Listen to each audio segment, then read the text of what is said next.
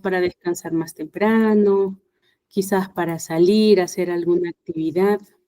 Entonces, de por sí se encomia el esfuerzo y se felicita, ¿no? Se felicita el que ustedes también estén preocupados por su aprendizaje, por su evolución profesional. Muy bien, hoy nos toca trabajar un tema que es muy común.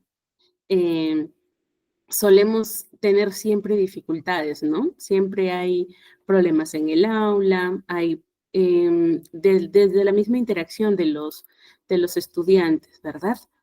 Entonces, ¿quiénes de ustedes pueden levantar la mano y decirme que su aula es tranquila si es que ya están en aula?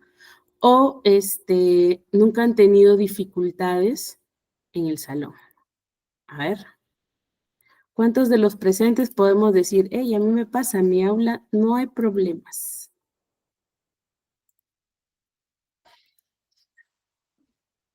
¿Alguno?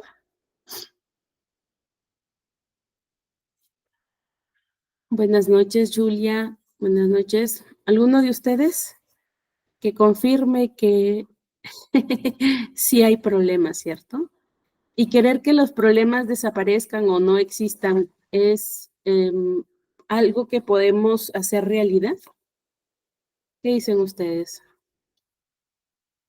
Así es auxiliar, muy bien. ¿Qué creen? ¿Se puede o no se puede?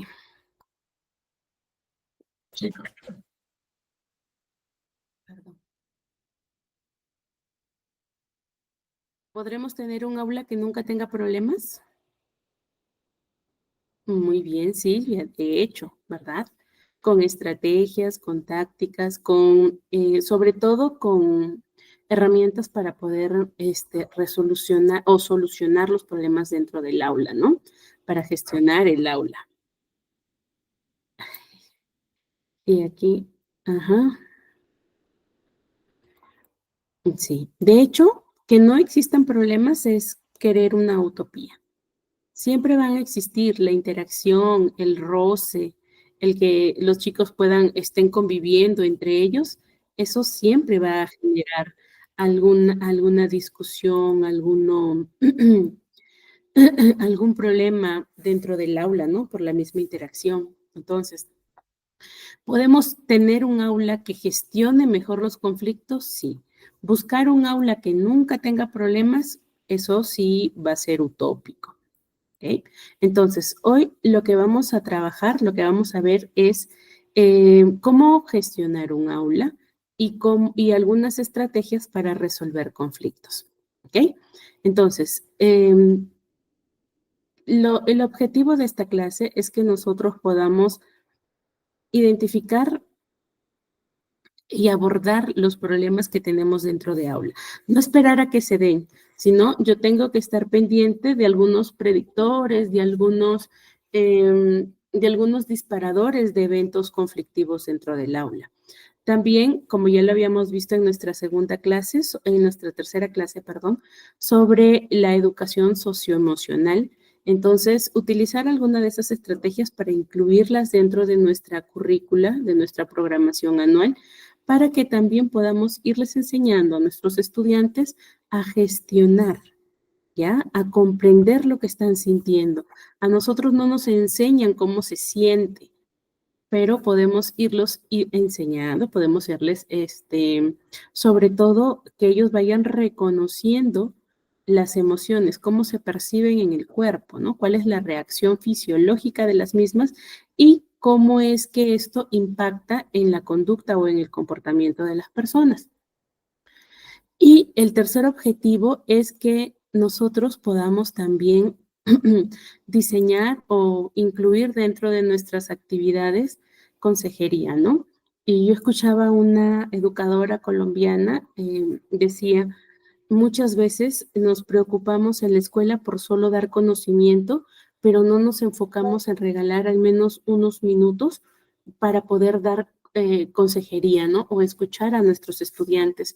Esta maestra colombiana trabaja con adolescentes y le habían encargado un aula llamada el aula problema. Cuando ella hace el trabajo, hace el análisis de cuál es la realidad problemática, ¿no? De la identificación de los problemas del aula, se da cuenta que la mayoría de adolescentes vivían solos, es decir, tienen padres, pero en la crianza no interactuaban mucho con los padres. Uno, por digamos, por la actividad que hacen los padres por el trabajo, y los segundos porque están en la adolescencia y lógicamente ellos no recurren a los padres en la mayoría.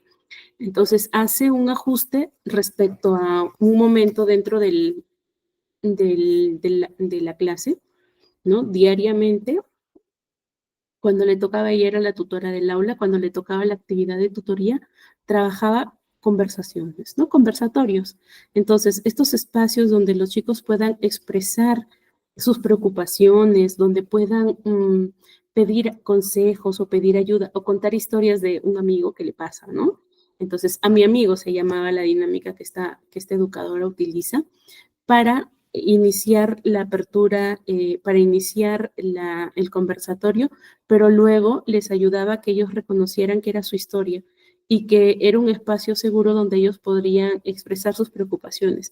Luego de 6 meses de haber trabajado este programa con los chicos, había notado excelentes beneficios, ya había logrado que los chicos se sintieran mucho más seguros, que pudieran expresar sus preocupaciones, sus ideas, sin que los demás compañeros juzgaran, ¿no? Y sobre todo que habían aprendido a manejar lo que estaban sintiendo, todo ese huracán de emociones que se siente en la adolescencia, habían aprendido a identificarlo y a regularlo.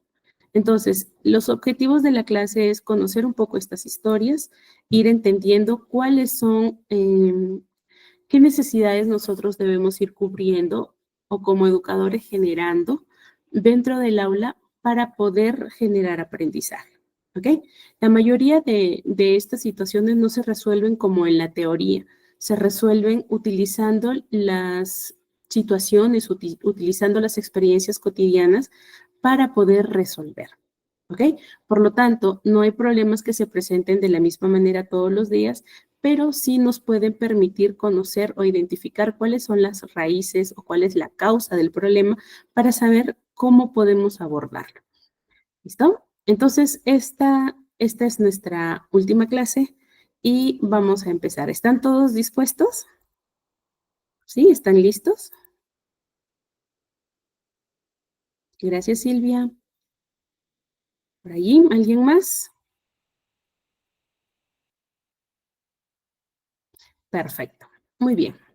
Entonces, les comentaba un poquito, ¿no? Creer que no van a haber problemas dentro del aula, gracias, Mónica, es utópico, ¿no? Siempre va a haber. Tenemos estudiantes que tienen distintas personalidades, características, que vienen de distintos espacios, de distintas a veces culturas, ¿no? O idiosincrasia.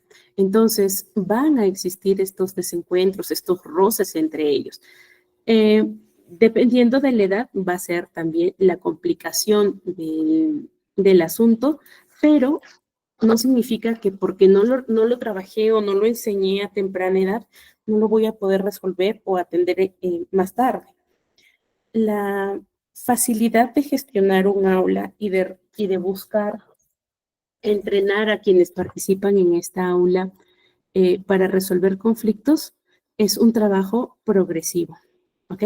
Es un trabajo que se da día a día. Se va mejorando la situación diariamente. Es con la convivencia con la que va a ir mejorando, ¿ok? Entonces, ¿qué es importante? ¿Ya? Que es fundamental que nosotros dentro de los entornos escolares, dentro de mi aula, dentro de el interés de gestionar mi salón, yo tenga que adquirir o tenga que desarrollar en mí mismo como guía, como docente, como maestro, yo tenga que desarrollar habilidades que me permitan de resolver problemas. ¿Recuerdan? En las primeras clases hablábamos un poco del modelo, ¿no? de cómo es que las personas aprendemos a través de la observación. Bandura le llama aprendizaje arcano o aprendizaje por observación. Entonces, todos nosotros vamos a aprender de lo que vamos observando. Lo que se observe y los reforzadores que utilicemos van a hacer que este aprendizaje sea el correcto o o no. Entonces, ¿qué necesitamos nosotros enseñar? Primero, aprender y luego enseñar. Necesitamos aprender a comunicarnos mejor, a que la comunicación sea eficaz. Necesitamos desarrollar empatía y necesitamos desarrollar habilidades de resolución de conflictos. ¿Okay? Entonces, hoy va a girar en torno a ello la clase. Vamos a ver un par de videitos. ¿Ya? Les voy a poner primero los videos para que ustedes vayan entendiendo la referencia que voy haciendo, ¿ya? Permítanme un segundito. He mentido, un minutito para poder mostrarles el video y empezamos con nuestra clase. ¿Listo? Ay, caray.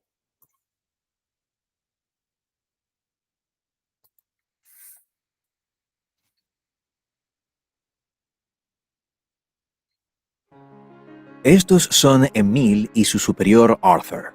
Emil suele tardar en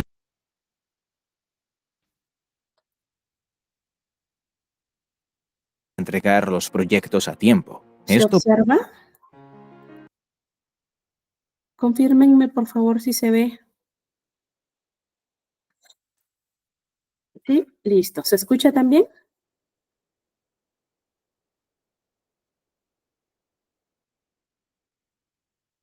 Perfecto, gracias. Estos son Emil y su superior Arthur.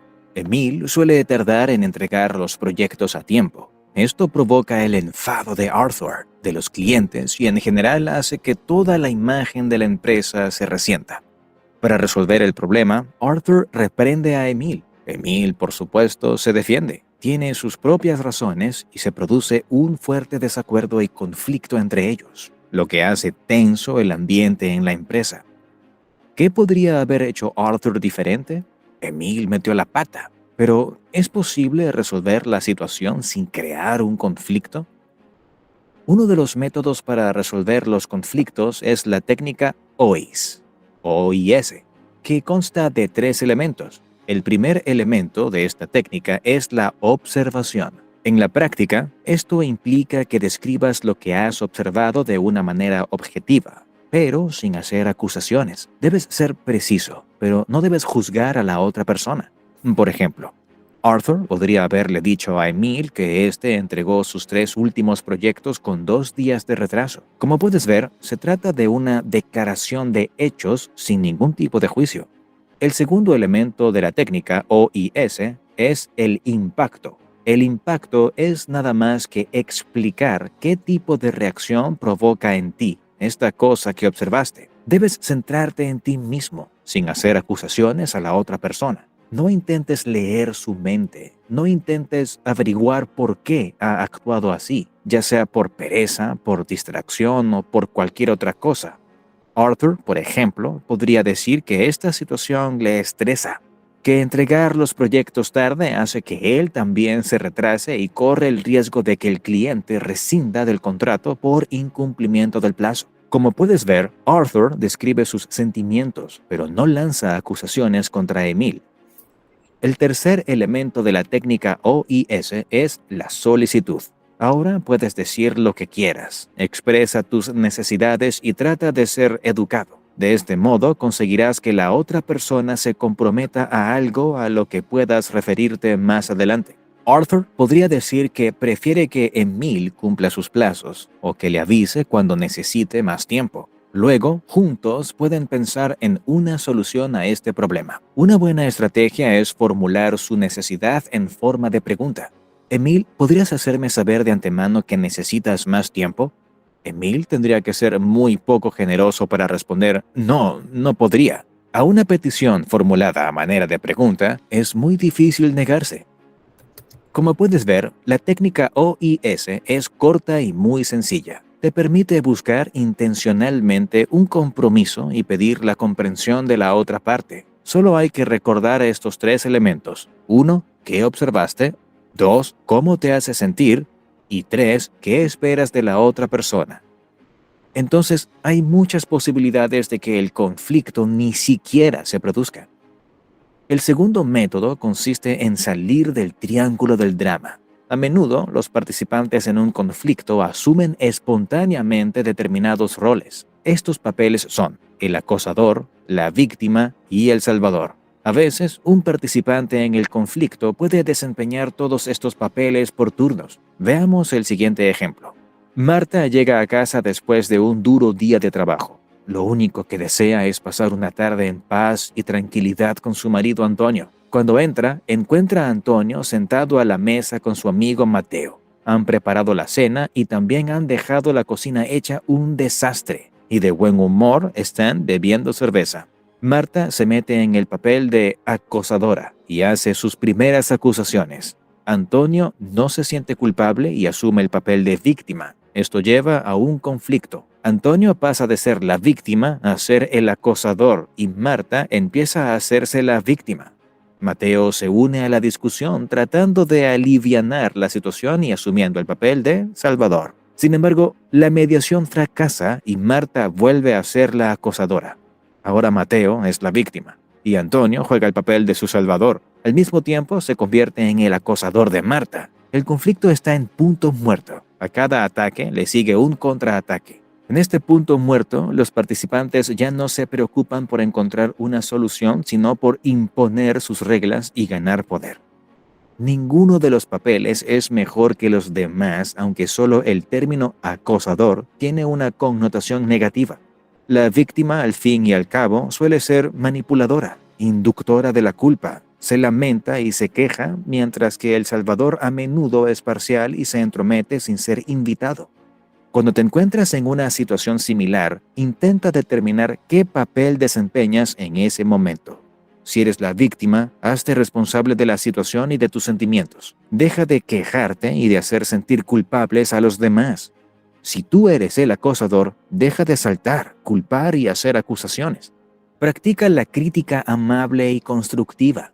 Si eres el salvador, no seas parcial, no defiendas a la víctima, pero trabaja con otros para encontrar una solución al problema. Mejor aún, deja la resolución del conflicto a los responsables del mismo. De este modo, dejarás el papel de acosador, víctima o salvador y entrarás en el papel de creador. El creador asume la responsabilidad y toma decisiones. El papel de creador te libera de la red de dependencia en la que están atrapadas las personas implicadas en el triángulo dramático. Seguro que en tu vida has conocido a una persona a la que admiras por su capacidad de encontrar su camino en cualquier situación. No se deja llevar por sus emociones, desprende calma, sabe comunicarse con respeto y no se deja manipular. Al practicar el arte de resolver los conflictos, también puedes ser una de estas personas y convertirte en una inspiración para los demás. Los dos métodos que he comentado fueron descritos en un libro alemán por Simon von Berlepsch. Comparte en los comentarios qué te pareció o si has tenido últimamente un conflicto que pudiste resolver. Nos vemos en el próximo resumen.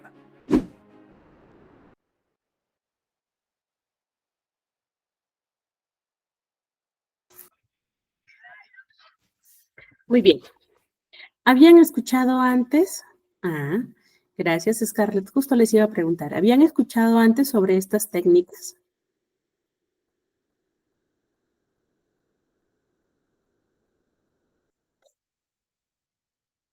Ujú. Mire, y a veces son situaciones que son más común de lo que pensamos y que a veces sin tener conocimiento tratamos de resolverlas, ¿no? A veces funciona, a veces sí, pero justamente esta vez quería cambiar la estrategia de mostrarles primero el video para abrirles un poco la perspectiva y comprendan mejor lo que vamos a trabajar ahorita, ¿ok? Entonces, lo principal es, cuando nosotros trabajamos en aula, lo principal es que nosotros tengamos un conjunto, ¿ya? De estrategias, de prácticas, que nos van a llevar a, como docentes, tomar decisiones que nos permitan generar un ambiente que sea organizado, seguro y que sobre todo genere producción. Entonces, les venía diciendo desde el inicio, ¿no? Y hago bastante hincapié en esto, es que nosotros somos los modelos y también somos los que modelamos, ¿ya? Modelo y modelaje. Entonces, eh, para poder resolver situaciones dentro del aula, es importante que yo tenga resuelta o adquirida estas habilidades, ¿ok? Entonces, cuando nosotros hablamos o queremos gestionar el aula, ¿ya? Queremos plantear, queremos, perdón, ya está. Queremos mejorar la situación dentro del aula, lo primero que tenemos que hacer es ver qué estrategias tenemos, ¿no? ¿Qué podemos llevar a la práctica? ¿Qué conocemos? ¿Qué capacidades tenemos para poder resolver? ¿Por qué? Porque si bien es cierto, la gestión del aula compromete el que nosotros podamos planear, podamos establecer normas, tengamos acuerdos dentro del aula, también tengamos estrategias que nos permitan motivar a los estudiantes, ¿no? Buscar que ellos estén comprometidos, que se enfoquen en el trabajo que estamos haciendo. Y esto permite que nosotros podamos implementar estas estrategias de manejo conductual, ¿no? De manejo de la conducta. Por ejemplo, que yo aplique reforzadores dentro del aula, que prevenga la aparición de conductas disruptivas, ¿no? Puede ser también que utilicemos principios de lo que es la disciplina positiva dentro del aula. Entonces, todos estos habilidades, estos conocimientos nos van a permitir que nosotros podamos planificar actividades que estén orientadas a buscar la gestión dentro del aula. Ya, esto que nosotros lo vemos como la planificación tiene que ver con que yo siempre plantee objetivos claros, ¿ok? Cada actividad tiene que tener un objetivo, la pauta tiene que estar entendida y la pauta no tiene que ser tan larga y no tengo que darle tanta vuelta. Clara, concisa, ¿por qué? Porque los niños necesitan estructura. En casa, por ejemplo, si yo mando a hacer 3 o 4 mandados en una sola, digamos así, en una sola explicada, ¿los van a hacer los 3 o 4 mandados nuestros hijos? Es muy probable que se pierdan o que de eso capten lo más importante para ellos, ¿verdad? Pero sin embargo, si yo, la forma en cómo me comunico, si la forma en cómo yo planifico o las actividades se las presento de manera que a mi hijo se pueda captar o que vayan, digamos así, graduales, entonces va a haber mejor oportunidad para que se puedan llevar a cabo todos. Lo mismo llevamos al aula. Entonces, la planificación es fundamental. Nada de estar de repente improvisando actividades o improvisando juegos. Siempre tenemos que buscar que yo como dirigente del grupo, yo entienda lo que voy a hacer. ¿Para qué? Para que de acuerdo a ello yo pueda explicar a los demás, ¿ya? Lo otro es sobre las expectativas, sobre las normas. En casa, hago esta comparación para que ustedes puedan de repente ir llevando situaciones o experiencias que les ha pasado en casa o como estudiantes a la escuela, ¿ya? En casa, alguno de ustedes, ya sea como hijos o como padres, perdón, ¿alguno de ustedes alguna vez se ha sentado con sus hijos a hacer un acuerdo o a tratar normas de convivencia en el hogar? Acuerdos de convivencia, normas de convivencia, establecimiento de reglas.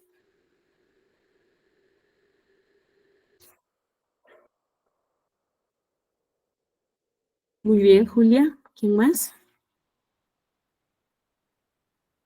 Ujú. Pero ¿se sentaron a hacerlo o es como que mamá dice, acá se llega temprano, buenas noches, Greta, Ajá. Scarlett, vale, vale, con las personas con las que se viven en casa. Sí, definitivamente. Exacto. Muy bien. ¿Por qué es importante que se hayan trabajado normas, acuerdos y expectativas en casa? ¿Para qué? ¿Qué ha prevenido?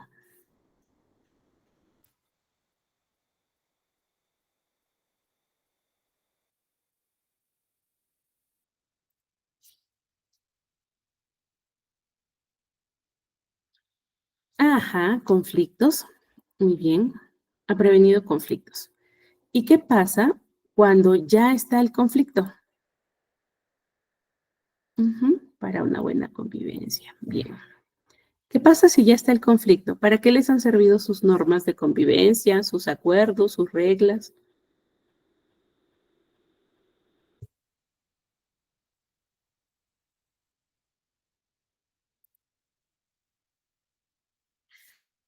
Bien, para resolver, ¿cierto? Para sobrellevar. Como dice Greta, sobrellevar, lo entiendo como para resolver. Exacto. Nosotros con estos acuerdos, con las normas, con el aclarar las expectativas que tenemos, ya sea en casa o en casa en la escuela, ¿ya? Nos van a servir para plantear qué puedo hacer, qué está permitido, sobre todo para poner límites.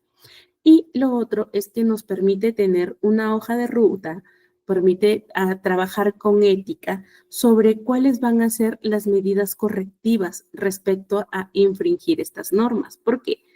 Porque cuando nosotros actuamos o resolvemos por conveniencia, de repente en este momento es que no tengo cabeza, ya déjalo pasar, los demás aprenden que no van a hacerse o no van a hacerse valer las normas y las reglas. ¿No? Entonces, no van entendiendo cuál es este sentido de respetar la autoridad. Las normas y las reglas nos dan estructura, nos permiten también que nosotros podamos ser consistentes, ¿no? Y aclaro, consistencia, o sea, que siempre trabajemos y a que todos sean medidos o que sean tratados bajo las mismas normas, bajo la misma expectativa.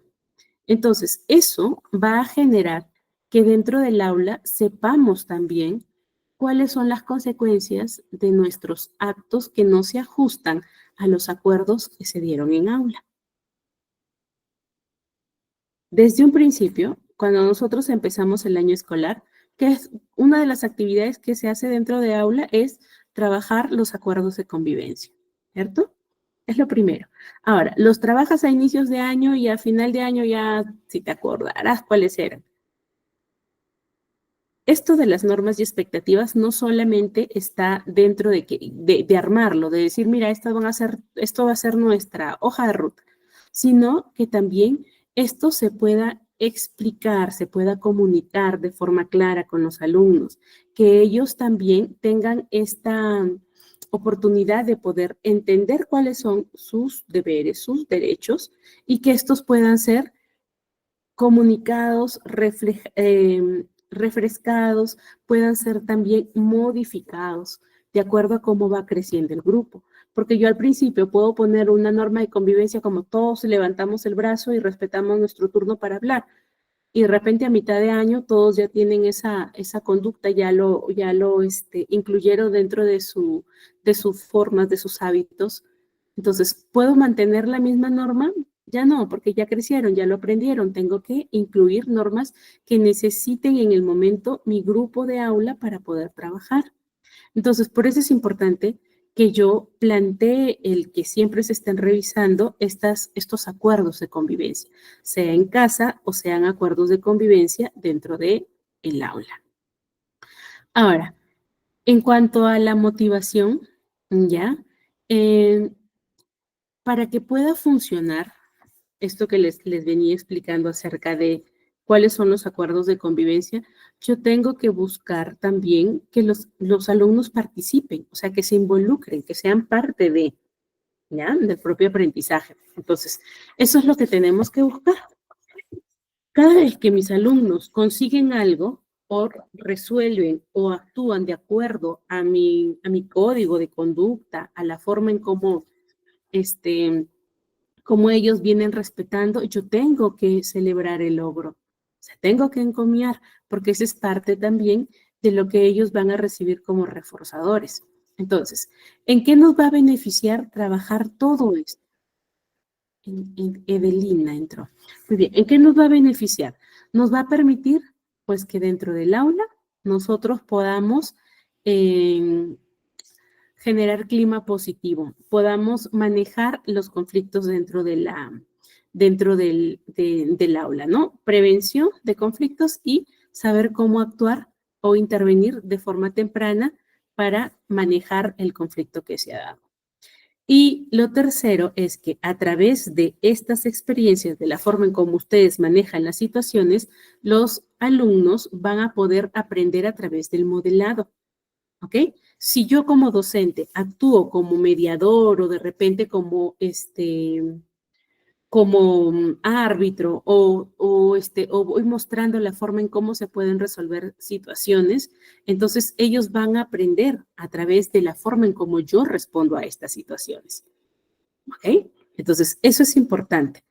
Y una de las otras, digamos, ventajas que obtenemos al gestionar el aula es que la solución, o digamos así, la resolución de los problemas, la responsabilidad de resolver las situaciones, no solo va a recaer en quien dirige el grupo, es decir, el maestro, sino que se va a fomentar la responsabilidad compartida.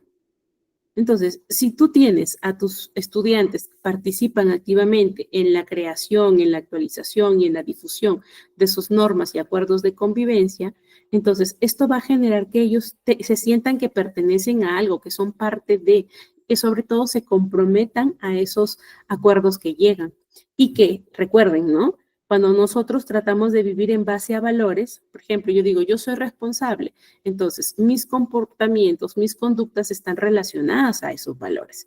Si yo digo, yo soy honesta, entonces mi conducta está relacionada a que cada vez que yo me encuentre en situaciones o que yo suela tomar decisiones basado en mi valor. Entonces, eso es importante porque aquí voy a permitir que todos compartan la responsabilidad para ya no solo, para que el aula no solo sea gestionada por el maestro, sino que todos podamos tener o generar este sentido de pertenencia que les digo y sobre todo que podamos comprometernos a los acuerdos, que podamos comprometernos con la visión que se tiene de lo que se busca tener en el aula. ¿Okay? ¿Hasta aquí vamos bien?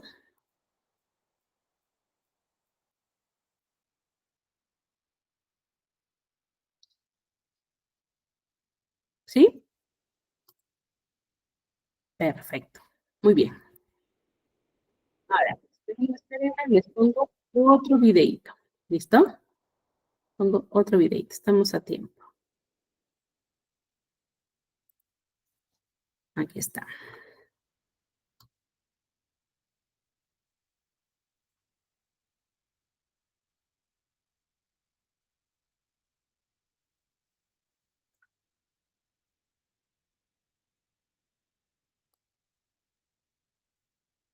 Marta y Lucas se han enfadado. Su maestra les pidió que trabajasen en pareja para realizar las tareas, pero no se han puesto de acuerdo, han discutido y ya no quieren trabajar juntos. El conflicto forma... Ok. Espérenme que ya listo. Ahorita empiezo a compartir, ¿ya?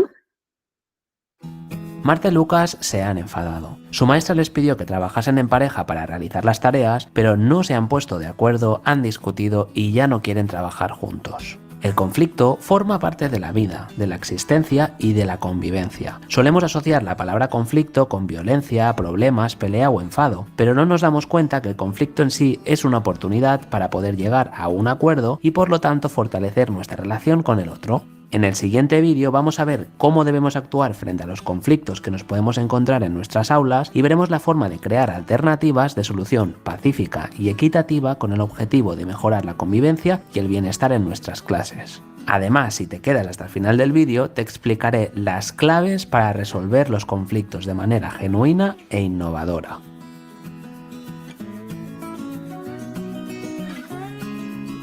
Para poder dar la respuesta más favorable a los conflictos con el menor coste hacia nosotros mismos, vamos a tener en cuenta las 6 fases de resolución. Debes saber que estas fases son adaptables a todas las situaciones que nos encontremos. Vamos a verlas. Primera fase: orientación positiva ante el problema. Tenemos que asumir que el tener un punto de vista diferente al de otra persona forma parte de nuestra existencia como seres humanos. Cuando este hecho se convierte en un conflicto, tenemos que entender que esto forma parte de nuestra realidad y que es una situación normal e inevitable. Ante la aparición de un conflicto, debemos identificar y reconocer las causas del problema. Si este conflicto ha sido similar a otros, debemos evitar utilizar aquellos mecanismos que no nos dieron resultado positivo y valorar la opción de utilizar otros que creamos que pueden ayudarnos a solucionarlo. Hasta aquí no he dicho nada nuevo. Vamos a pasar a la segunda fase, la definición del problema. Tan importante es la identificación como la delimitación y formulación del conflicto que se está produciendo. Tendremos que buscar los hechos relevantes del conflicto y describirlos de manera clara para hacerlo entendible y comprenderlo mucho mejor. La tercera fase consta de la formulación de alternativas. Debemos producir el máximo de soluciones alternativas y así aportar el mayor número de opciones tanto de calidad como de variedad. Más adelante te explicaré algunos aspectos que serán esenciales a la hora de buscar las alternativas adecuadas. Cuarta fase. Se basa en la valoración de estas alternativas y en la toma de decisiones. Realizar una valoración crítica de las diferentes alternativas generadas a la anterior fase, escogiendo una de ellas en base a los siguientes criterios. Hay que tener en cuenta las consideraciones positivas a corto, medio y largo plazo que se deriven de aplicar esta respuesta y la posibilidad real de llevarla a cabo valorando los costes y las recompensas. Quinta fase. Aplicación de la toma de decisiones. Es poner en práctica la respuesta aplicada, previendo los pasos que se llevarán a cabo, así como los mecanismos de control que utilizaremos para valorar su eficacia. La sexta y última fase constará en la valoración de los resultados obtenidos. En caso de que estos no hayan sido favorables, deberemos iniciar nuevamente el proceso de investigación de soluciones. Por lo tanto, y a modo de resumen, cuando nos encontremos delante de un conflicto, primero de todo debemos situarnos delante de él y explicarnos qué sucede. Buscaremos alternativas que puedan funcionar y escogeremos la que mejor se adapte a la situación. Por último, pondremos en práctica y evaluaremos los resultados para tenerlos en cuenta en futuros conflictos que puedan surgir. Ahora sí, ahí van los consejos que harán que te conviertas en el mejor mediador de conflictos. Es muy importante que los conozcas porque con ellos fortalecerás el proceso de su resolución y harás que puedas poner en práctica las 6 fases sin tener ningún inconveniente. Los consejos que te doy son los siguientes. Pregunta, no ordenes. A partir de preguntas, estamos invitando a los otros a participar en la solución del problema. En el momento en el que hacemos una pregunta a las partes, pasarán a ser cómplices de la solución y tendrán una actitud más positiva sobre el asunto. Pide con educación a pesar que consideres que debes dar un golpe sobre la mesa. Si utilizamos expresiones como por ejemplo, podrías o necesito tu ayuda para, hará que la otra persona abandone la defensiva y acepte mejor nuestra solicitud. En el botón de información y en la caja de información también, te voy a dejar el enlace a un vídeo donde te explico cómo puedes educar sin gritar. Te recomiendo que lo vayas a ver cuando este vídeo haya terminado. El tercer consejo que te doy es mostrar disposición si alguna de las partes lo necesita. Intenta ayudarla y muestra que estás haciendo todo lo que puedas por ella. Ataca el asunto y no las partes. Cuando queremos cambiar algo, tenemos que preguntarnos por qué debe cambiar y no por quién debe cambiar. Aclara tus decisiones explicando en detalle el porqué de tu resolución. Es fácil. Aunque a veces creamos que una actuación es obvia, debemos explicar el porqué de esa decisión para que todos puedan entenderla. No interrumpas. El hecho de interrumpir por sí solo ya es un motivo de conflicto. Escucha activamente con predisposición corporal. Si escuchamos detenidamente a la otra parte y damos señales corporales de comprensión, estaremos predisponiendo a nuestro interlocutor a expresar sus necesidades y a aceptar nuestras ideas y sugerencias. No actúes emocionalmente, es decir, no permitas que el conflicto se lleve hacia la persona en lugar de hacia el asunto. Para ello, debe ser lo más objetivo posible. Y por último, evalúa los pros y contras de la resolución valorando los costes y beneficios obtenidos. Hasta aquí las actuaciones y respuestas frente a los conflictos que puedan surgir en el aula. La pregunta que te lanzo hoy es, ¿te has encontrado en alguna situación escolar que te ha puesto al límite y que ha afectado a tu salud emocional en forma de estrés,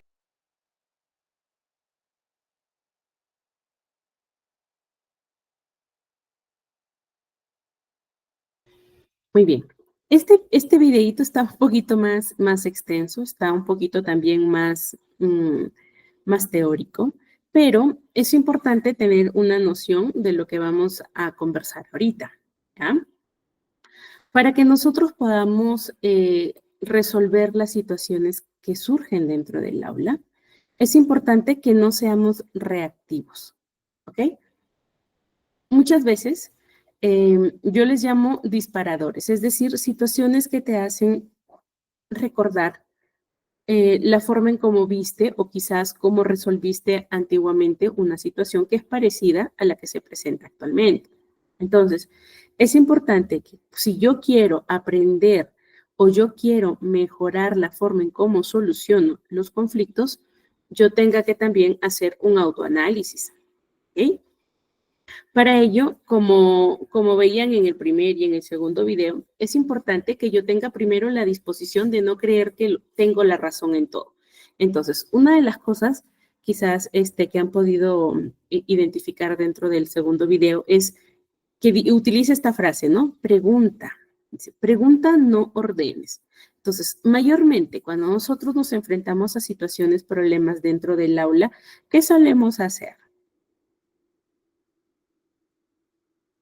¿O cuál es la común respuesta ante un problema?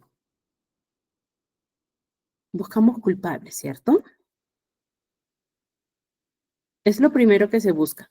¿Quién tuvo la culpa? ¿Quién lo hizo? A ver, ¿siguen allí?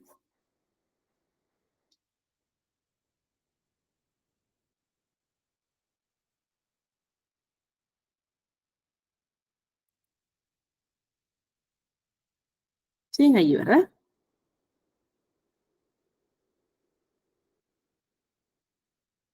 Ah, ¿quién fue? ¿De quién fue la culpa? O no asumir responsabilidad, ¿cierto? O a veces juzgamos y decimos, tú tienes la culpa, siempre haces lo mismo, ya, tú molestas, pues, ¿no? O dale, es más pequeño, o entiende, tú ya jugaste con ello. O deberías ponerte en los zapatos de. Entonces, con esas expresiones lo que nosotros estamos siempre es evadiendo responsabilidad. Y eso es lo que les estamos enseñando, evadir responsabilidad. Entonces, es importante que cuando yo me enfrente a situaciones, yo pueda primero descartar esas respuestas que van a ser casi respuestas autónomas, ¿ya? Y que empiece a incluir estas estrategias que vamos a ver ahorita, ¿ya? De cómo puedo resolver o cómo vamos a abordar, dependiendo de la situación, qué estrategia podemos utilizar para resolver los problemas dentro del aula. Ahora,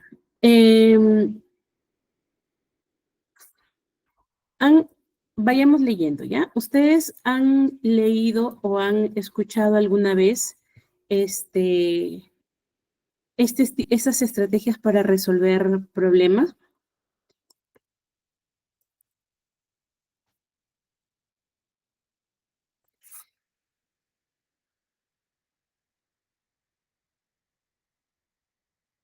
¿Alguna vez? ¿Sí? A ver, ¿cuál? ¿De cuál han oído o cuál han usado?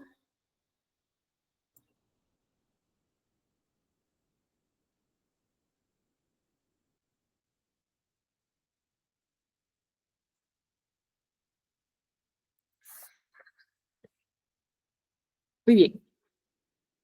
Si yo les leo, ustedes también van a poder leer. Así que de nada va a servir que les lea de qué se trata la estrategia. Voy a ponerles algunos ejemplos, algunos casos, y ustedes me van a decir más o menos a qué tipo de enfoque corresponde el ejemplo. ¿Listo? ¿Está bien?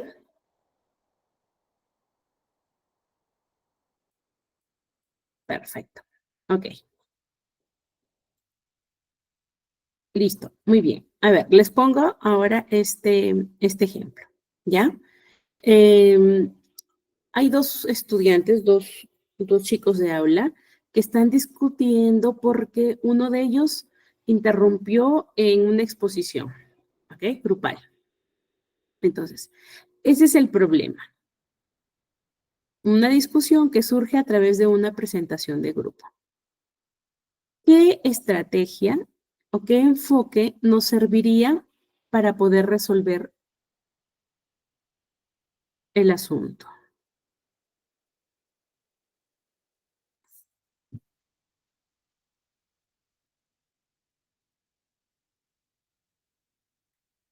Ya, arbitraje puede ser. Ya, ¿qué más? Ah, ya, son varias. Aquí ya vieron estas, les voy a poner la de acá también. Ya, ahí las van leyendo.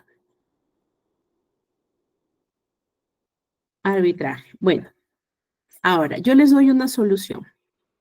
¿Qué pasa? O yo como docente lo que haría es, le pido que ambos de los chicos me expliquen qué es lo que está pasando, ¿no? Su perspectiva, cómo ellos entendieron la situación. Entonces, busco que ambos se escuchen y lo que va a ayudar a que ambos aclaren que de repente la interrupción no fue intencional, ¿no? Sino que de repente por ahí lanzaron una broma o de repente lo vieron nervioso al compañero que trataron de minimizar eso, ayudarle a que se relaje, pero el compañero no lo vio de esa manera. Entonces, ¿a qué tipo de enfoque o de estrategia estoy recurriendo al resolver? Ajá, muy bien, Priscila, a la comunicación efectiva. Listo, ¿cierto? Porque yo estoy buscando que se escuchen. Muy bien, otro ejemplo. Em, ya, en el aula siempre tenemos chicos que van a querer liderar, ¿verdad? Siempre hay algunos estudiantes que son un poquito más competitivos. Entonces, yo les estoy pidiendo a mis estudiantes un trabajo como resultado de todo el aula, un trabajo para la evaluación del día del logro y ellos tienen que discutir o ver qué van a presentar. Pero como hay varios, digamos así, líderes, no se ponen de acuerdo sobre quién va a liderar el trabajo de aula.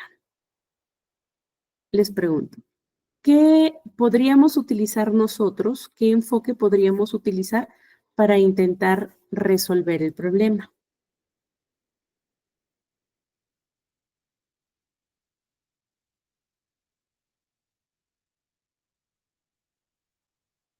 ¿Qué enfoque podríamos utilizar?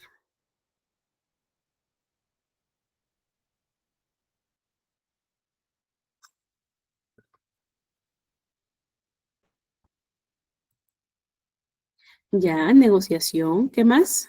A ver, uno más.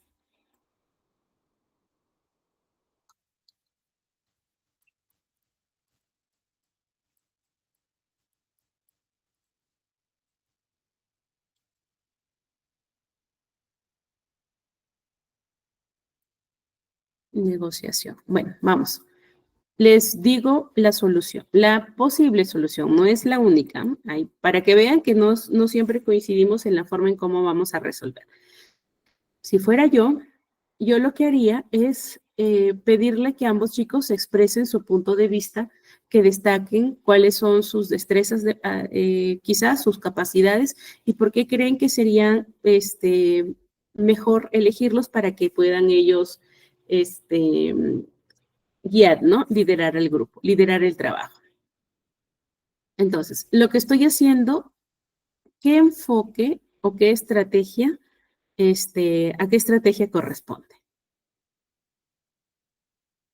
Ya, diálogo es diálogo, sí, pero vamos viendo aquí las estrategias. Por acá está. Ya, ¿por qué reglas de acuerdo, Scarlett? Recuerda, el conflicto está entre dos chicos que ellos quieren ser el líder de la tarea, pero no han logrado decidir y lo que estoy buscando es que ambos expongan sus puntos de vista, ¿ok? Para que puedan tomar una decisión. Ya, resolución colaborativa. Ujú. Pero si ninguno de los dos está abierto a poder resolver, ¿creen que funcionará la resolución colaborativa?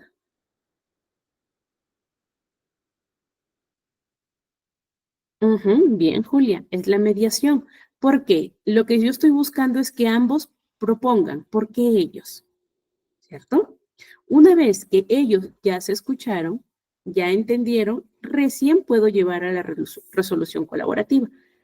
Porque primero yo estoy buscando mediar, decir, ok chicos, ya yo entiendo, ustedes son excelentes estudiantes, con buenas características, pueden liderar, pero ¿qué hacemos si los dos, no, los dos soles no pueden brillar?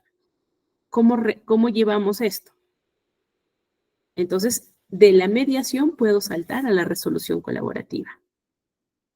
Porque yo estoy buscando, quizás yo puedo sugerirles o decirles, ¿no?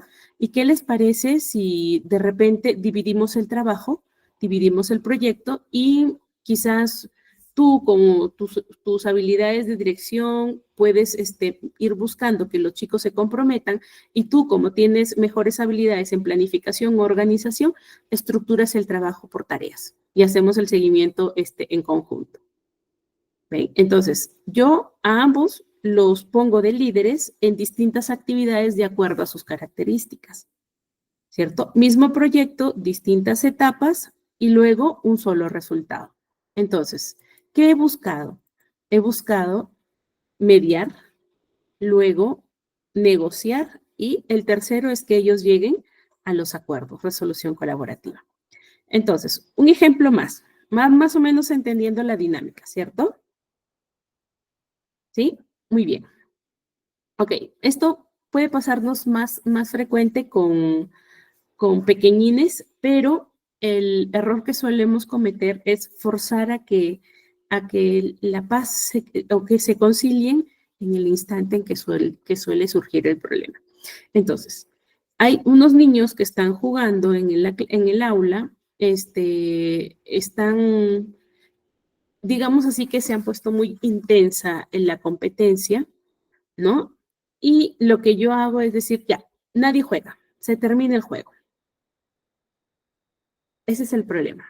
Entonces, unos estudiantes están jugando, pero están siendo muy competitivos y el maestro dice, se termina el juego.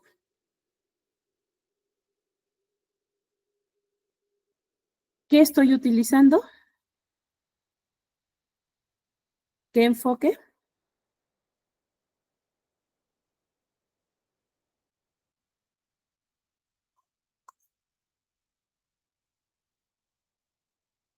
Bien, arbitraje. Ahora, ¿me sirve el arbitraje? ¿Solo con decir se terminó? ¿O allí puedo utilizar otra estrategia para poder resolver? Ajá, muy bien, Silvia. Hasta ahí lo que yo estoy haciendo es parar, pero no les estoy enseñando. Entonces, yo puedo decir, se calma, terminamos un ratito, paramos el juego y les doy un tiempo, chicos. Piensen, esto es un juego, no están jugando la vida, no es un tema de competir, estamos buscando generar la competencia sana, quizás, ¿no? Entonces, yo les pido a ellos que se tomen un tiempo, que se calmen y que una vez que hayan reflexionado el tema, podríamos retomar el juego. Y si no, simplemente dejamos de jugar, pero yo les busco que ellos se den su bien, enfoque en soluciones y también se den su tiempo, ¿cierto? Porque ¿qué pasa si yo en ese momento dije, ya, ninguno, nadie juega y ahorita se amistan, se abrazan? Les estoy dando espacio, les estoy dando tiempo para que ellos procesen y puedan buscar soluciones y reconozcan lo que están sintiendo. No, ¿cierto? Miren, a veces una estrategia va a generar mucho más problemas si yo la aplico mal. Entonces, ¿qué debo tener en cuenta? ¿Cuáles son las habilidades o cuáles son las herramientas que tienen las personas que están involucradas en el conflicto? ¿Qué pasa si yo tengo a dos alumnos que de por sí se llevan malísimo y que son renuentes al cambio, tercos? ¿Ya? Puedo utilizar, puedo utilizar de repente el enfrentamiento constructivo entre ellos.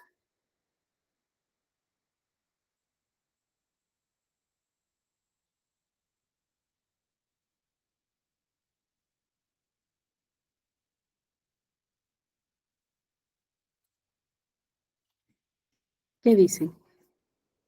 ¿Puedo utilizarlo? No, no va a funcionar.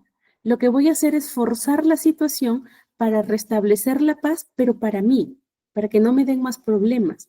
Pero lo que no estoy haciendo es utilizar la situación para generar aprendizaje. Entonces, yo sé, me van a decir, pero esto demora más, esto de verdad no tenemos chance para resolver, para comprarnos un trabajo más, un problema más. Pero es que en realidad se necesita trabajar esto, gestionar esto, enseñar esto para que podamos tener un aula mejor gestionada. Al principio nos va a costar, pero una vez que se aprende, una vez que se entiende cómo se van a solucionar los problemas, mejora la forma en cómo o la facilidad que se nos genera para poder gestionar el salón. Entonces, no es capricho de que ustedes sepan cómo resolver, sino que tiene un propósito, ¿ok? Tiene un propósito.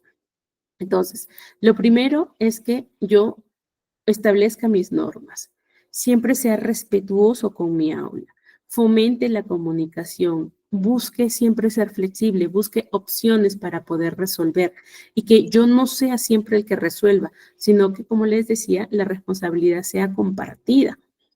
¿Ok? Que los chicos también sepan, ellos no van a aprender de otra forma sino haciéndolo.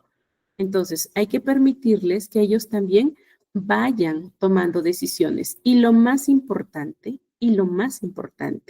es que uno debe cuidar de sí mismo. Si yo siento que no tengo las capacidades ni las habilidades, digámoslo así, la paciencia de poder resolver problemas de otros, entonces simplemente no lo hago porque lo voy a hacer de mala gana, voy a afectar o acrecentar más el conflicto o el problema y voy a perjudicarme yo como persona. Y eso no es cuidar de sí mismo. Hago hincapié en esto porque es importantísimo, ¿no? No podemos dar lo que no tenemos. Entonces, si yo estoy mal emocionalmente o agotada emocionalmente, ¿puedo buscar solucionar problemas dentro del aula? No se puede. Así es, Scarlett.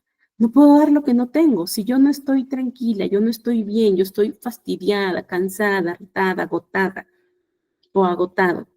¿Creen que voy a tener tiempo o espacio o energía para poder resolver situaciones?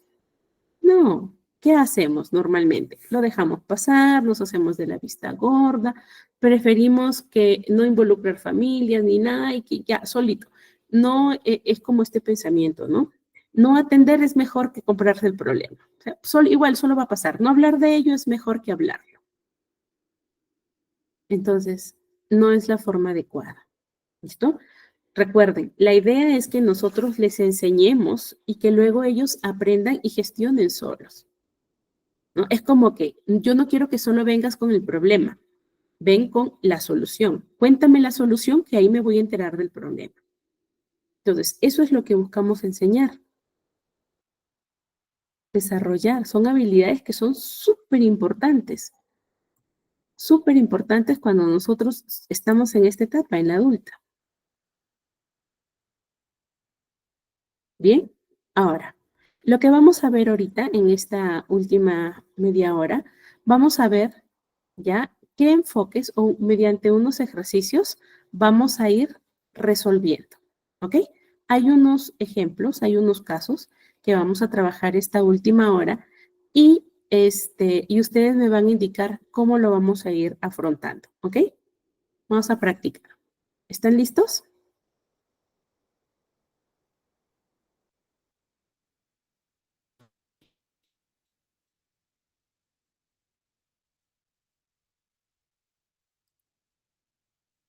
Gracias, Silvana. Muy bien. Muy común en aula son los casos de acoso, de hostigamiento o bullying que le conocemos ahora, ¿cierto? Vamos a ver ese ejemplo. Ya, vamos a ver ese ejemplo en aula y ustedes me van indicando qué es lo que, según su criterio, según su experiencia, acuérdense, voy a aclarar esto. No voy a decir si es bueno o malo, ¿ok? Vamos a discutir, pongámonos en la posición o en el papel de una persona, ¿cómo lo resolvería?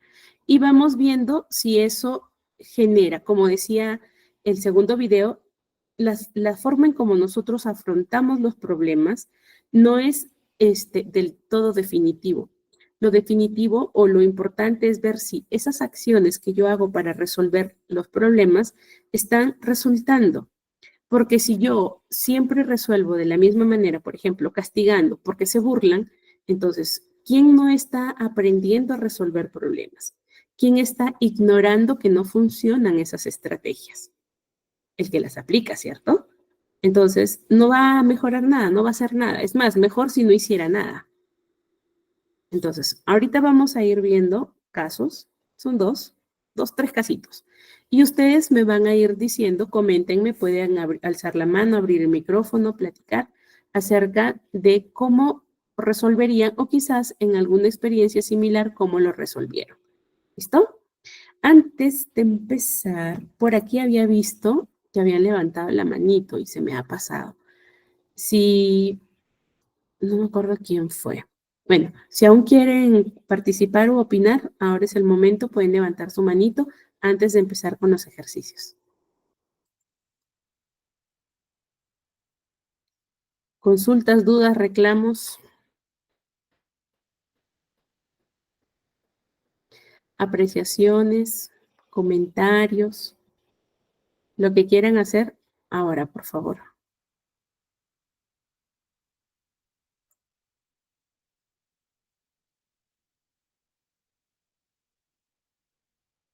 Bien, entonces, ¿todo bien?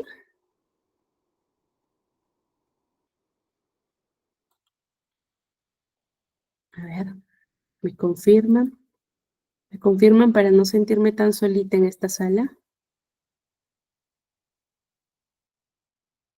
Bien, Scarlett, gracias.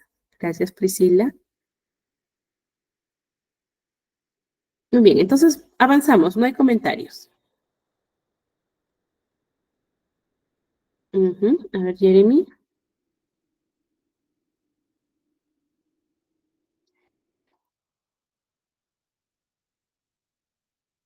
Bueno, ya, gracias. Vamos. Ok, entonces, ahí va el caso, ¿ya? Si es que les faltan datos para poder tomar la decisión, me avisan. Este es el caso. Hay dos estudiantes, Ana, que siempre es fastidiada por Carlos, ¿ok? Ana está sintiéndose intimidada, incluso hasta menospreciada por Carlos. Ana es algo distraída, algo torpe motoramente y suele tener algunos impases. Y Carlos aprovecha estas situaciones para burlarse de ella, pero lo hace cuando ve que hay más compañeros alrededor de él. ¿Listo? Ya situados en el caso.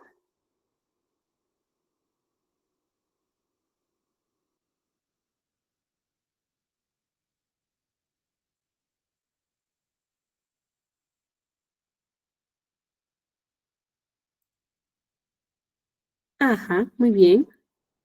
Listo. ¿Qué haríamos? Pasos. ¿Cómo lo afrontamos? ¿Cómo resolvemos esta situación? Silvia por allí ya está participando y dice trabajar en el antecedente del acosador. Muy bien. ¿Qué más?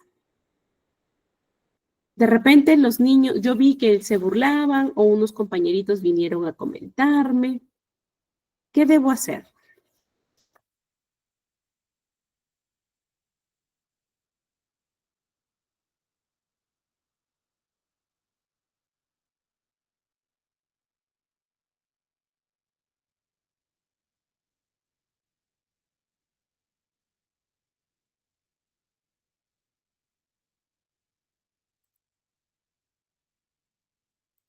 A ver. Hablar con un maestro. Ya. Ustedes son el maestro.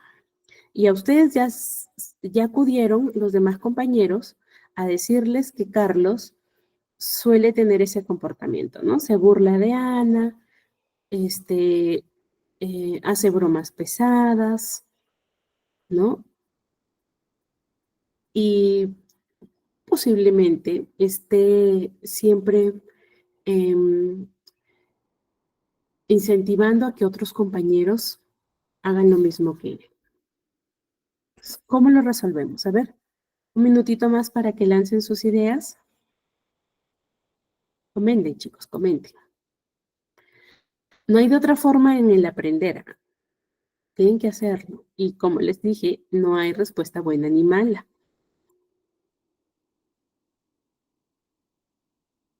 Ya. Ok, Scarlett le brindaría apoyo a Ana. ¿De qué manera?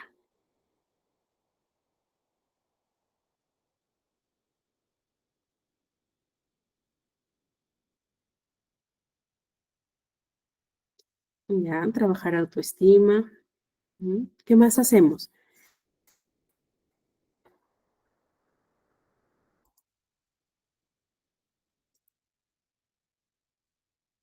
¿Ya están?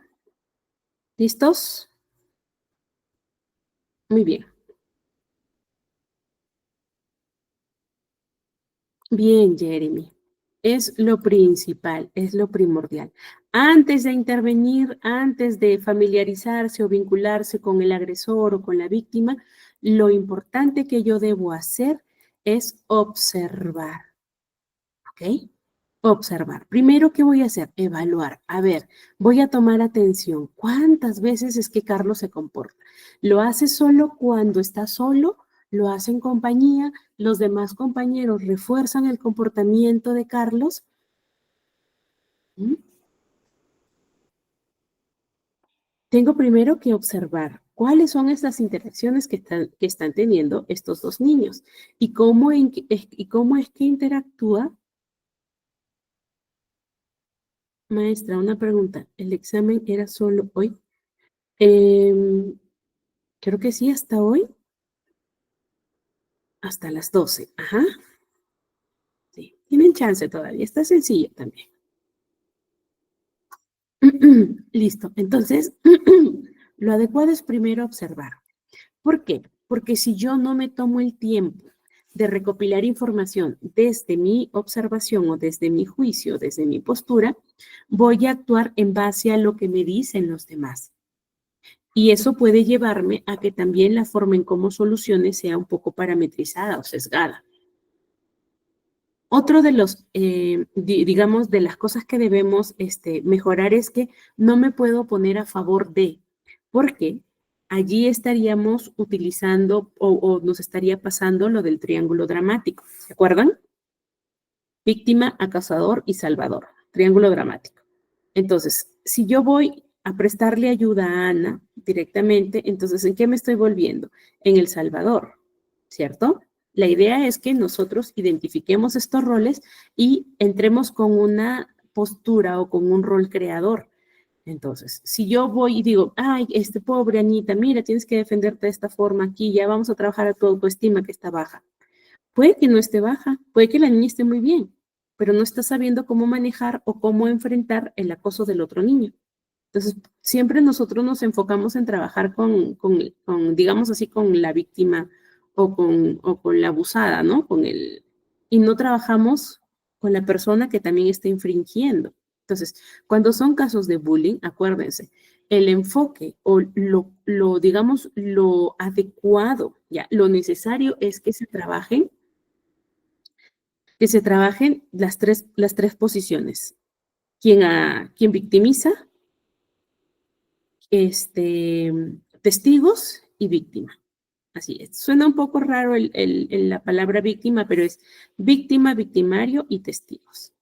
En esos tres aspectos debemos trabajar, pero antes hay que hacer la observación. Segundo, hay que hacer las entrevistas. Por allí me decían, ¿no? Hablar, entender por qué le está molestando, ¿no? Yo quiero saber cuál es el antecedente del acosador. Ok, allí voy a las entrevistas. Ya observé.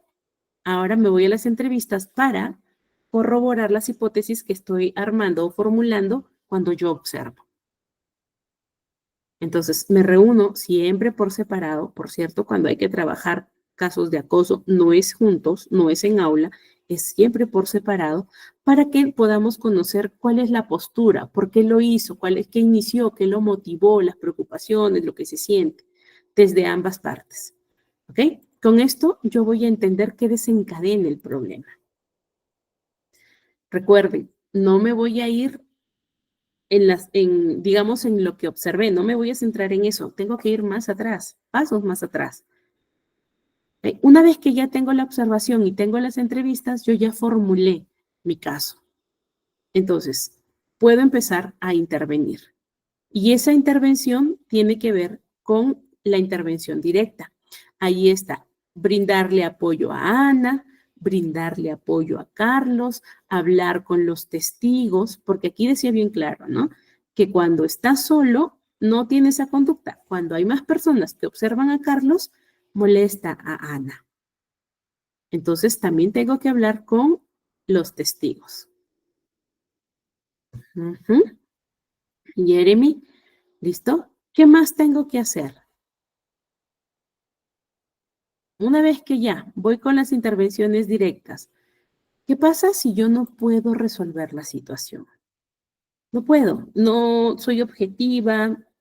De hecho, me familiaricé o me identifiqué con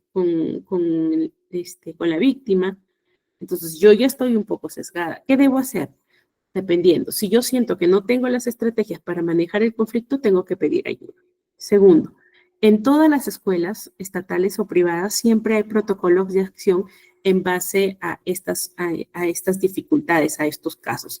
Entonces, tengo que conocer cuáles son los protocolos de actuación de mi institución educativa, ¿ya? Y dependiendo de la gravedad, pues se tiene que buscar, se tiene que reportar y solucionar. Pero acuérdense, el enfoque es desde los tres aspectos: víctima, victimario y testigos. ¿Listo? Porque la víctima puede cambiar de rol, ya lo vimos en el triángulo dramático, puede volverse un victimario. Y el victimario puede volverse una víctima o puede volverse un salvador, porque las interacciones van cambiando así de rápido. ¿Ya? Entonces, ¿qué pasa si yo quiero que los mismos estudiantes ya vayan o enseñarle a los chicos que antes de que llegue el maestro, ellos pueden intentar resolverlo? Entonces, desde la perspectiva del alumno, yo también puedo ir enseñando qué estrategias van a poder desarrollarse para poder atender la situación. Entonces, ¿qué empiezo? Primero, sensibilizando o capacitando o educando, ¿ya? A mis alumnos. Entonces, lo primero, si la broma, ¿no? Es la frase más común. Si la broma ofende a alguien, no es broma. Empiezo sensibilizando. Si cuando se burlan de otros es gracioso y cuando se burlan de ti no lo es, entonces no está siendo gracioso para ninguna de las personas, ¿no? No necesitas, hablando de la sensibilización, no necesitas ofender a otra persona para caer bien. Entonces, yo empiezo a enseñarles a que ellos puedan identificar, hablo de testigos, que puedan identificar la situación como potencial abuso, que aprendan a comunicarse abiertamente, a no reforzar la conducta que tiene Carlos en este caso, ¿no? De fastidiar, de intimidar para hacerse el gracioso, para hacer quedar mal, hacer ver mal a la otra niña. Entonces yo educo a mi entorno para que ellos aprendan a identificar cómo es que, a ser empáticos, ¿no? Cómo es que se siente la otra persona que está siendo intimidada. Y que sobre todo esta persona, en vez de reforzar la conducta que es inadecuada, que es la burla, le diga: lo que estás haciendo no está permitido, ¿no? No está permitido. Que nos solidaricemos con la víctima. Eso es otra de las estrategias que podemos utilizar. Luego, que estos chicos, una vez que ya hemos trabajado la parte individual y todos los que intervienen en el conflicto, en el caso de acoso, podamos buscar que estos niños se conozcan, trabajen juntos, que puede ser una forma, una estrategia. No siempre es la adecuada, dependiendo de la gravedad de la situación, ¿ok? Si la situación ya es definitivamente muy, muy engorrosa o difícil de tratar, yo no puedo trabajar el de hacer actividades en conjunto, ¿ok?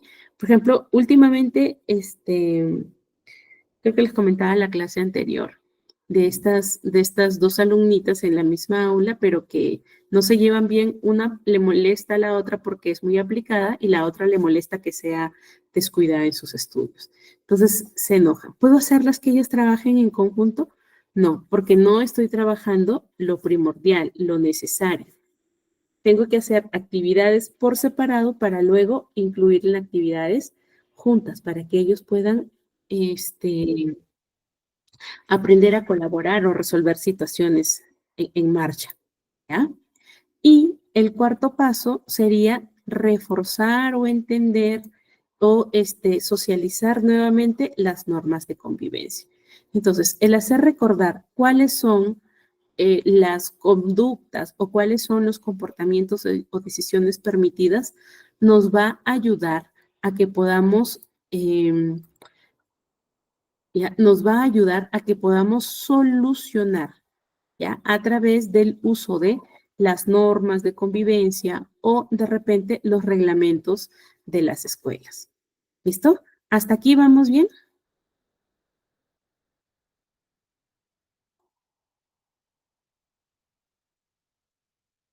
¿Sí? ¿Vamos bien todos? Perfecto. Ahora, ¿qué recuerdan del triángulo dramático?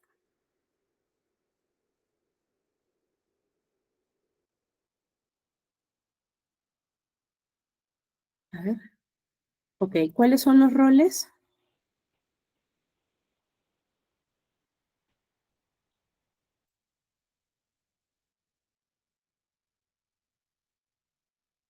¿Ya? ¿Cuáles son los roles que están involucrados en el triángulo dramático? Muy bien. Perseguidor, salvador y víctima. ¿Qué hace que se cambien los roles? ¿Por qué cambian? ¿Por qué podemos pasar de ser víctima? Ajá, se puede cambiar. ¿Qué hace?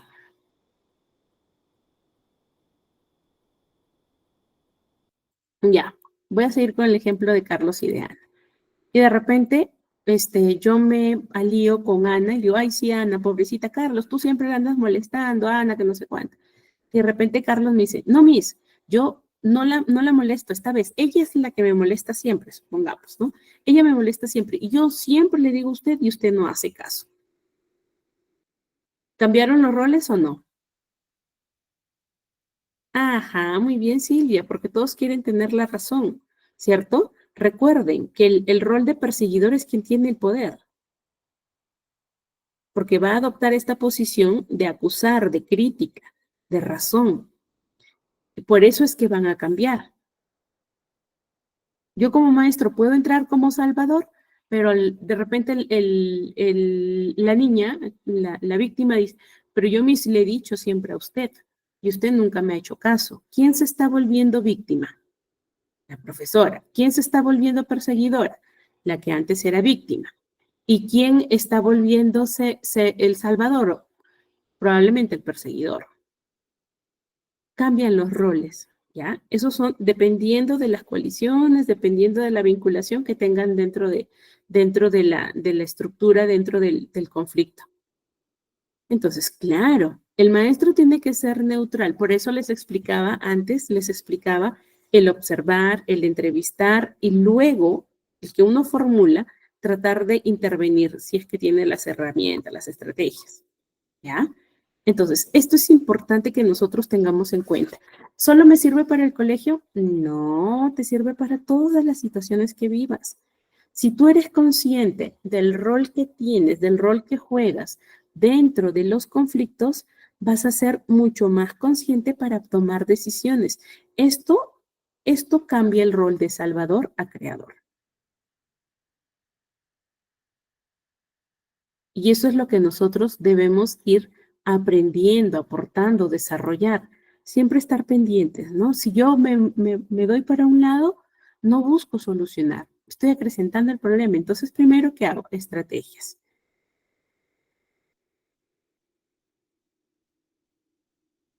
Ok, ¿cómo podemos aplicar? Ya la última pregunta para terminar.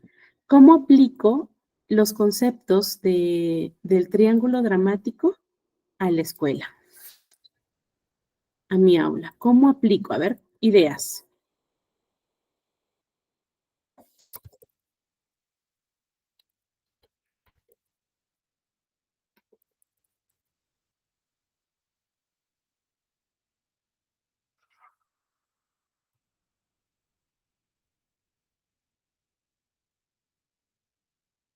¿Alguna idea?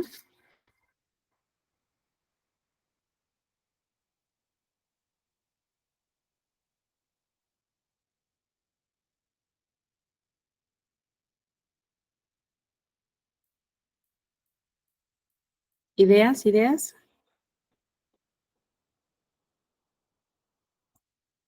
Aquí está. Miren, lo importante es siempre cuando esté frente a una situación, ¿ya? Y yo quiera aplicar esta forma, este método, ya sea el OIS o ya sea identificar los roles en el conflicto, lo importante, ¿ya? Lo importante es que yo reconozca, que tenga la capacidad de poder reconocer y lo segundo, que pueda transformar. Acuérdense, estos roles se van a dar de acuerdo a la interacción. Entonces, yo tengo que buscar primero, ¿ya? Primero observar qué está pasando, analizar cuál es lo que me está activando el conflicto. Entonces, identifico quiénes están en qué rol, ¿ok? En qué rol y comienzo a romper o trato de romper la dinámica del triángulo. ¿Cómo? Recuerden, no voy a ser salvador, yo me voy a transformar en un creador. Entonces, el transformarme en un creador puede ser el utilizar estas estrategias como la mediación, como la negociación, como la identificación de sentimientos y emociones, como el tiempo fuera. Tengo que buscar. La estrategia principal es identificar el rol. Y una vez que identifico el rol, que yo esté en la posición siempre de creador. Si yo estoy en la posición de creador, no voy a echar culpas. Voy a buscar aprender de eso, de lo que nos pasó. En vez de acusarlo, en vez de decir, mira, tú siempre eres, preguntarle, ¿no? ¿Qué te lleva? ¿Por qué lo haces? Tengo que empezar a cuestionar los roles que están surgiendo. ¿Por qué? Porque si yo no enseño a resolver esto, la persona que es la víctima se va a quedar siempre en el rol de víctima y siempre va a estar acostumbrada o buscando que la defiendan porque ella es indefensa. ¿Y queremos eso? ¿No? Justo hoy, mi último paciente de hoy, estábamos jugando y me dice, psicóloga, ¿le puedo contar algo? Y yo le digo, claro que me puedes contar, cuéntame, a ver, ¿qué pasó? En mi salón hay un niño que siempre me molesta. Me ve parado allí, me juega bromas, me hace perder el equilibrio. Y yo regreso a mirarlo y él se hace loco, como que si no lo hizo. Y es siempre, y él es más grande que yo, es más gordito que yo, y él me empuja y me hace caer. Y le dije, ¿ya has tratado de defenderte? Y me dice, es que es imposible que yo me defienda, él es mucho más grande que yo. Es imposible, yo no le voy a poder dar. Dije, ok, te estás hablando de defenderte con golpes. Sí, sí, psicóloga, yo no le voy a poder dar. Y le digo, ¿y alguna vez has utilizado lo que estamos trabajando contigo y con mamá, los límites? No, porque él se hace loco, se niega, ¿no? Me cuenta, se niega, se hace loco. No, no, yo le he dicho ya a la maestra y no me hace caso. Ok, entonces le digo, de todo lo que estamos aprendiendo, ¿qué crees que podríamos utilizar para trabajar para poder colocar el límite con tu compañero? ¿No? Y vagamente me dice así, decirle que ya no me moleste. Le digo, practiquemos. Estábamos ahí frente al otro y le digo, practiquemos. Tú moléstame, tú quítame los juegos que tenemos aquí y yo te voy a tratar de responder. Entonces comienza a quitarme cosas y yo le digo, no me molestes, déjame tranquila. Y le digo, con esa voz, con la forma en cómo me expreso, ¿tú me harías caso de que me dejes tranquila? Y si quizás no, seguirías fastidiando, ¿cierto? Incluso comenzarías a decir, ay, déjame tranquila, a tratar de remedarme, ¿cierto? Muy bien, vamos a hacer lo contrario. Y le comienzo a enseñar, ¿no? Yo te voy a molestar y tú te vas a defender. y titubea, no mira los ojos, la piensa mucho de cómo responder, de cómo poner el límite, ¿no? Dije, ahí ya perdiste, ya te volví a molestar. Entonces, miren, lo primero que estoy haciendo es, tú no eres víctima, tú puedes defenderte. ¿Cómo te vas a defender? No siempre físicamente, nos podemos defender con palabras, utilizando el razonamiento. Entonces, el niño ya cuando sale me dice, ojalá que mañana me moleste para practicar. ¿Y qué bien? Ojalá. Si te molesta mañana, ponemos en práctica, el lunes, perdón, ponemos en práctica lo que has aprendido e intentamos. ¿No te va a salir a la primera? No te preocupes, pero tienes que ponerle límite. Acuérdate, 3 avisos. A la cuarta ya le vas a tener que dar. Si es que alcanzas todavía, me bromeo, ¿no? Entonces, primero, yo estoy haciendo que él identifique en qué rol está. ¿Tú eres víctima? No, tú puedes solucionarlo, ¿cierto? Él venía con su idea de yo no me puedo defender y se va con la idea de al menos puedo defenderme. Entonces, yo le ayudo a que cambie de perspectiva. Le estoy también ayudando a que él vaya desarrollando habilidades. ¿Qué habilidades? Estas para resolver conflictos comunicativas, ¿ya? Que él entienda que él no es víctima, que él está en la posición de poner límites, de ponerle un stop. Y que si es que los adultos que están en su entorno no le ayudan a resolver, él puede tomar las decisiones.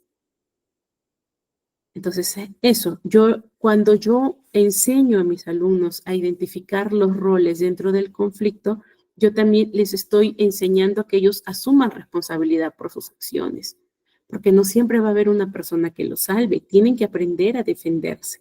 Es la forma en cómo vamos a poner stop al acoso, es la forma en cómo vamos a resolver y darle las habilidades a los estudiantes para que puedan solucionar los problemas. ¿Listo? Muy bien. Aquí les dejo un caso práctico para que ustedes vayan analizando los roles que se asumen dentro del conflicto y que vayan ustedes tratando de ver opciones, cómo resolverían. ¿Cuál es la forma de estar preparados para cuando llegue el momento? Practicar, ¿cierto? Yo me tengo que enfrentar a algo, tengo que practicar. Entonces, la forma de practicar es siempre estar observante. Bien. ¿Hasta aquí preguntas?